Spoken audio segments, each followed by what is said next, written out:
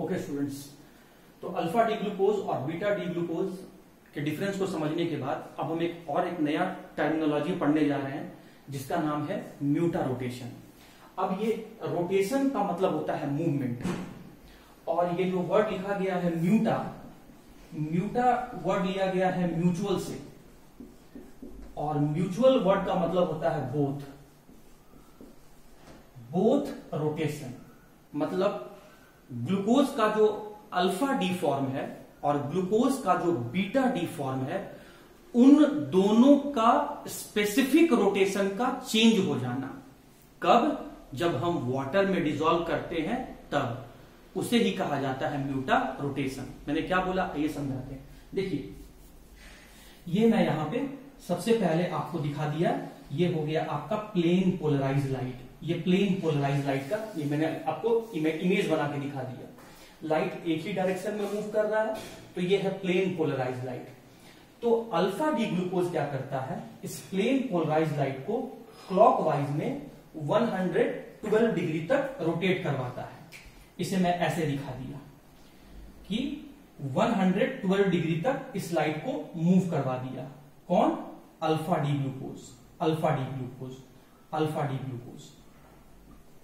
जब हम alpha D glucose को वाटर में डिसॉल्व करवाते हैं, वाटर में डिसॉल्व करवाते हैं, तो उसके बाद हमें क्या देखने को मिलता है, ये जो प्लेन पोलराइज लाइट था, ये जो प्लेन पोलराइज लाइट था, उसका स्पेसिफिक रोटेशन 112 डिग्री से घट के 57.2 डिग्री हो गया। किसका? अल्फा डी ग्लूकोज का specific rotation. The specific rotation of alpha D glucose becomes, मैं ऐसे लिखता हूं, the specific rotation, the symbol के फॉर्म में न लिखे, मैं ऐसे लिखता हूं, specific rotation, the specific rotation of alpha D glucose becomes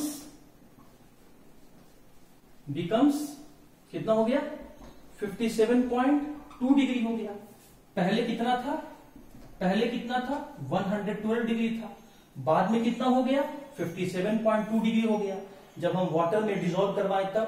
उसी तरीके से स्टूडेंट, अगर मैं बीटा डी ग्लूकोज लूं, सबसे पहले मैंने लिया यहां पर plane polarise light, plane polarise light, और प्लेन पोलराइज लाइट को बीटा डी ग्लूकोज जो है वो आपका 19 डिग्री एंगल से मूव करवाता है। तो बीटा डी ग्लूकोज के लिए स्पेसिफिक रोटेशन का वैल्यू कितना हो गया?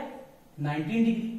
लेकिन जब मैं बीटा डी ग्लूकोज, ये मैं लिख रहा हूं बीटा डी ग्लूकोज, जब मैं इसी बीटा डी ग्लूकोज को वाटर में डिसॉल्व करवाता हूं, तो इस बार प्लेन पोलराइज लाइट के मूवमेंट का एंगल, ये प्लेन पोलराइज लाइट था, अब बीटा डी ग्लूकोज क्या करता है, प्लेन पोलराइज लाइट के मूवमेंट को 19 डिग्री से बढ़ाकर ये 57.2 डिग्री कर देता है।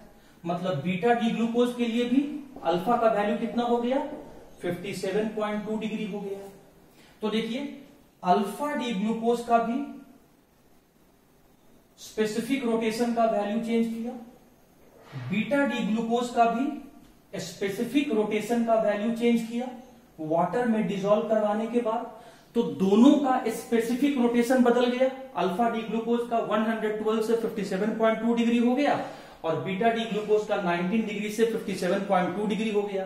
तो दोनों फॉर्म ऑफ ग्लूकोज, मतलब अल्फा डी ग्लूकोज और बीटा डी ग्लूकोज के स्पेसिफिक रोटेशन का, अल्फा वैल्यू का स्पेसिफिक रोटेशन का चेंज हो जाना वाटर में डिसॉल्व करवाने के बाद, इसे ही हम कहते हैं म्यूटा रोटेशन, जो मैं यहां डेफिनेशन में लिखा हूं। Change of specific rotation when the two anomeric form dissolve in water. Alpha D और बीटा डी ग्लूकोज को वाटर में डिसॉल्व करवाने पर उनका स्पेसिफिक रोटेशन के वैल्यू का चेंज हो जाना। Now this process is known as the mutarotation.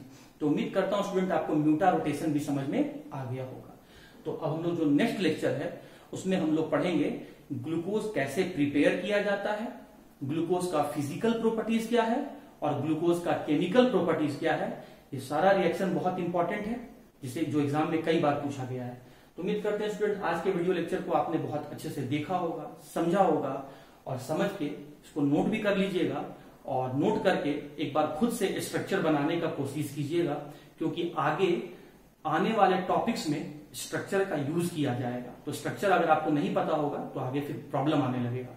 तो ठीक है स्टूडेंट, आज के लिए इतना ही था। फिर हम लोग नेक्स्ट क्लास में मिलते हैं, नेक्स्ट वीडियो लेक्चर में मिलते हैं। Till then, thanks to all of you.